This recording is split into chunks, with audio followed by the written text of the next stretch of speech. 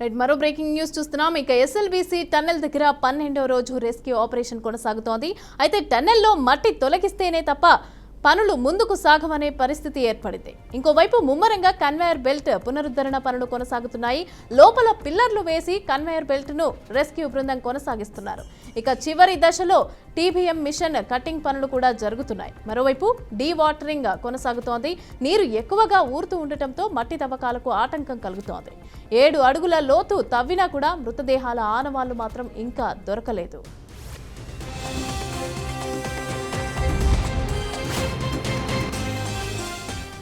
రెడ్డిక 12 రోజుల నుంచి కూడా రెస్క్యూ ఆపరేషన్ అయితే కొనసాగుతోంది. అయితే 7 అడుగుల లోతు తవ్వినా కూడా మృతదేహాల ఆనవాళ్లు కనిపించని పరిస్థితి ఉంది అనేసి చెప్పైతే తెలుస్తోంది. అయితే దీనికి సంబంధించిన పూర్తి డీటెయిల్స్ మా ప్రతినిధి శ్రీనివాస్ అందిస్తారు. శ్రీనివాస్, గుడ్ మార్నింగ్ మమత.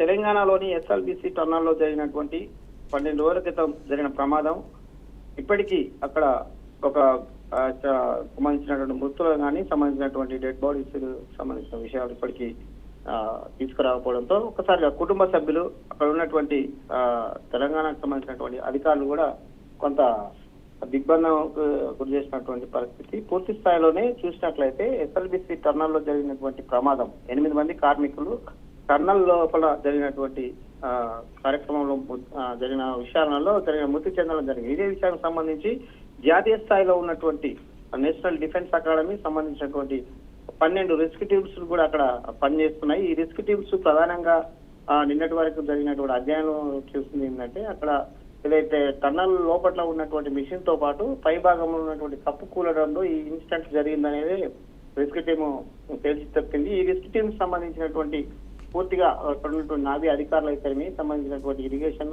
బొగ్గు గనుల్లో పనిచేస్తున్నటువంటి అధికారులు పూర్తి సమన్వయంతో ఇప్పటికీ 350 మంది సభ్యులు టెక్నికల్ ఇష్యూలో జరుగుతున్నటువంటి విషయాన్ని ఇప్పటికే సీఎం రేవంత్ రెడ్డి మొన్న జరిగినటువంటి రివ్యూలో కూడా చెప్పారు. అక్కడ ఉన్నటువంటి నావీ అధికారులు అయితేనేమి నేషనల్ డిఫెన్స్ అకాడమీ అధికారులు కూడా పదే చెప్తూ వస్తున్నారు.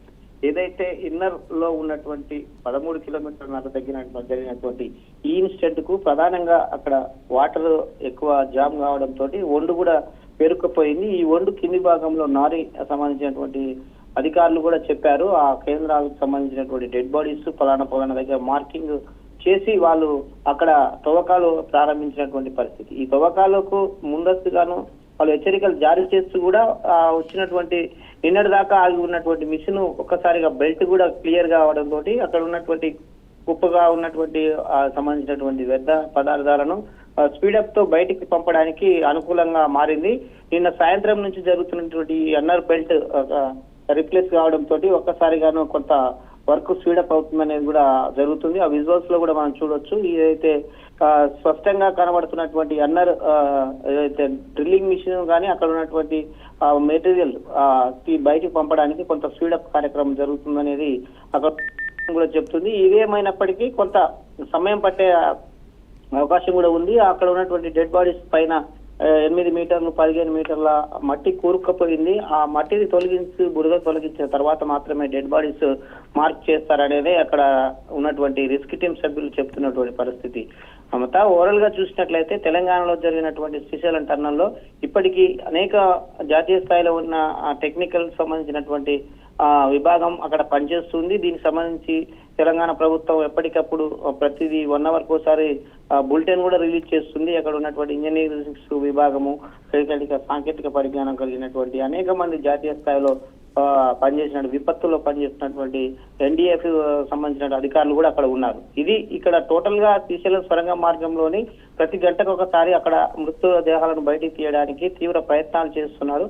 ఆ ప్రయత్నాల్లో భాగంగా జరుగుతున్నటువంటి వర్క్ లో కూడా నిన్న సాయంత్రం 3 గంటల నుంచి వర్క్ కూడా రన్నర్ బెల్ట్ కూడా స్పీడప్ కావడంతో కొంత అక్కడ ఏదైతే డిస్మెంటల్ అయినటువంటి వేస్ట్ మెటీరియల్ అంతా బయటికి స్పీడప్ గా పంపింగ్ చేస్తున్నారు. దీనికి సంబంధించినటువంటి వ్యర్థ పదార్థాలను కూడా అక్కడికి నుంచి బయటకు వస్తున్నట్టు కూడా తెలుస్తుంది మమత. దీనికి సంబంధించిన టన్నల్లోని జరగాల్సిన ఇష్యూస్ అన్నిటి కూడా ఎప్పటికప్పుడు పక్కడబందీ చేస్తున్నట్లు కూడా అక్కడైతే సాంకేతికంగా అక్కడ ఉన్నటువంటి ఇష్యూస్ లో 12 రిస్క్ టీంలు పనిచేస్తున్నాయి అనేది కూడా రాష్ట్ర ప్రభుత్వం ఒక నివేదిక కూడా ఇచ్చింది. దీని మీద ఎప్పటికప్పుడు ఆ ప్రభుత్వానికి కూడా ప్రజలకు ఒక నివేదిక సమర్పించినటువంటి ప్రభుత్వం బులెటిన్ కూడా రిలీజ్ చేస్తున్నటువంటి పరిస్థితి. ఇది శ్రీశైలం సొరంగ మార్గంలోని 12 రోజుల క్రితం జరిగినటువంటి ఘటనకు సంబంధించినటువంటి తాజా విషయాలు. Right, thank you Srinivas, thanks for the updates.